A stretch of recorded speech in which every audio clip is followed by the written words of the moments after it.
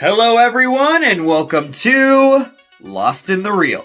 Today we'll be going over the new Netflix original series, Archive 81, from executive producer James Wan. You know, the guy who created the Saw, Insidious, and Conjuring franchises.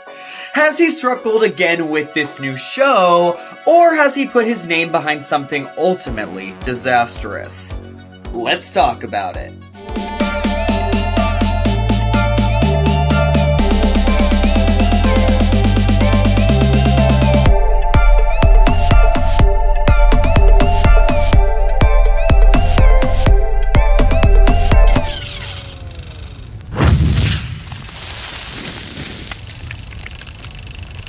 Archive 81 is created by Rebecca Sonnenschein, based upon the podcast by Mark Solinger and Daniel Powell. It stars Mamadou Ati, Dina Shihabi, Ariana Neal, Julia Chan, Matt McGorry, and Martin Donovan. An archivist hired to restore a collection of tapes finds himself reconstructing the work of a filmmaker and her investigation into a dangerous cult. When I heard James Wan was producing a new Netflix show revolving around cults, I didn't need to hear anything more. I was already sold. And even though Wan doesn't write or direct any of the 8 episodes that comprise Season 1 of Archive 81, you can still feel his stamp on the series. Based upon a popular podcast of the same name that is now in its 3rd season, this new horror series has all of the right elements to create something special, yet is unfortunately drowned in a sea of cheese. That doesn't mean that it's not an enjoyable watch, it's just a considerably flawed one. The show follows a young man named Dan, who spends most of his time hiding away from the world, restoring film, and trying to recover from a mental breakdown after a bad breakup.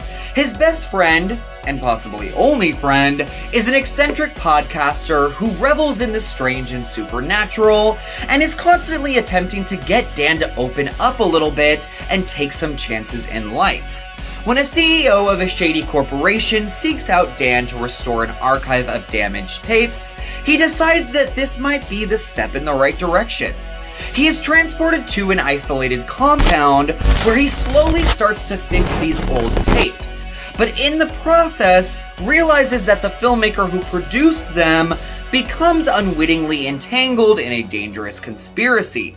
The series switches back and forth in time as we witness Melody, the filmmaker in the 90s, uncovering the secrets of this apartment that she lives in and its seedy inhabitants, as well as Dan going deeper down the rabbit hole of the archive and completely unraveling. Let's start off by saying that I had a hell of a time trying to get into this show at first. The first few episodes dragged on without any real sense of purpose or direction. I kept finding myself struggling to turn it on, and once I got a couple of minutes in, I would lose interest or fall asleep. In this day and age when there is so much content being released on a weekly basis, a series really needs to hook you from the very beginning to keep its audience. And I thought that Archive 81 really failed at doing this, especially when this kind of content is my bread and butter. Luckily, about halfway into episode 3, Archive 81 finally starts to reveal some of its secrets and intentions, and I breathed a huge sigh of relief. Once I had an inkling of an idea about what the show's mysteries would entail, I started slowly inching closer to the edge of my seat. And then once the final 2 episodes hit, I was fully invested in getting to the bottom of what was actually going on here. And there is a whole lot going on here, especially for a show that took so long to actually get started. Without giving too much away, Archive 81 is filled to the brim with witches and demons, sacrifices and time travel, comets and pagan idols, psychics and mental patients. There are so many ideas here that it can become a little overwhelming. You can tell that this series is based upon a podcast for that very fact. And while throwing everything in the kitchen sink into a podcast might have worked, it's really hard to translate all of that into something comprehensible for the screen. And the showrunners certainly try their damnedest, but it sadly doesn't always work. This is most scathingly noticeable when the show is constantly throwing exposition at the audience, making 100% sure that they are all caught up with the lunacy that is going on. My biggest qualm with Archive 81 isn't the sheer amount of big ideas, however. It really comes down to its characters and the actors playing them. To be quite frank, the show just does not contain a single character that you care about or can root for.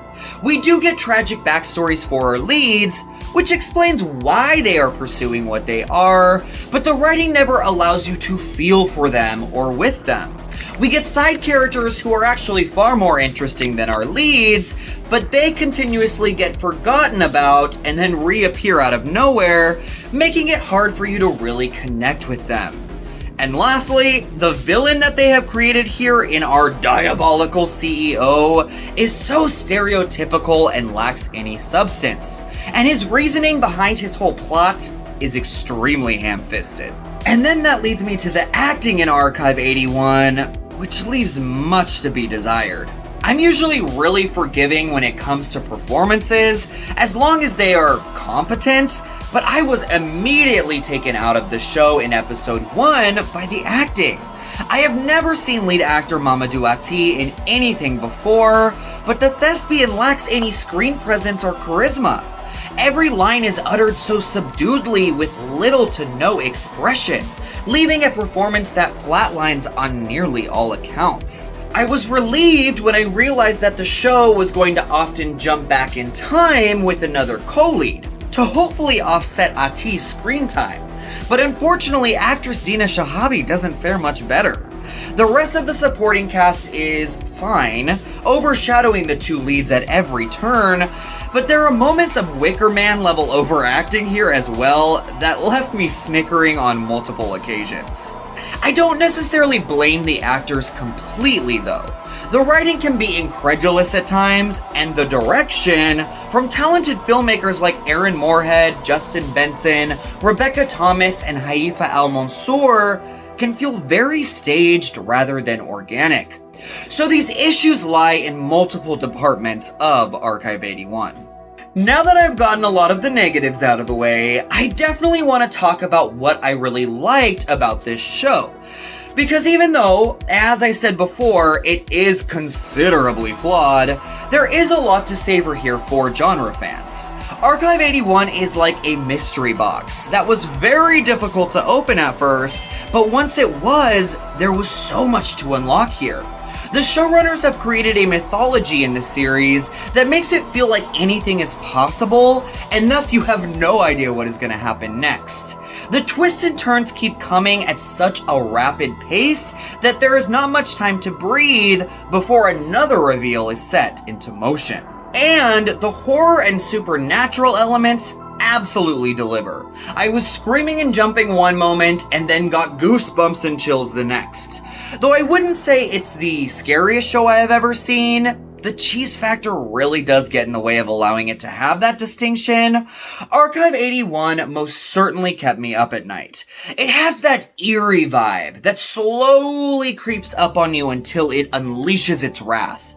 And while don't expect Saw levels of violence, there is one scene that was so horrifyingly gory, I couldn't bear to keep watching. When episode 8 came to a close, I had a lot of mixed feelings about Archive 81, and I couldn't help but wish that the showrunners had decided to make it a limited series versus an ongoing one.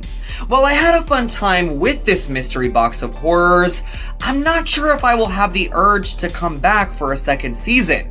Because while all of the ideas were there and they were solid, I never connected with the characters, which is what ultimately brings me coming back for more when it comes to TV.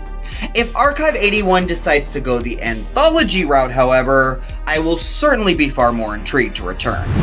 So I will be giving Archive 81 3 VHS tapes out of 5. A horror mystery that is the definition of containing everything but the kitchen sink. This new Netflix show struggles with its pacing right off the bat, as well as with subpar performances and cheesy writing. But Archive 81 has an engaging mystery and enough chills and thrills to lightly satisfy genre fans until the next bigger, better thing comes along. Thank you so much for watching Lost in the Reel. Please make sure to share your thoughts on Archive 81. Are you looking forward to it? What are some of your favorite projects from James Wan? Sound off in the comment section down below.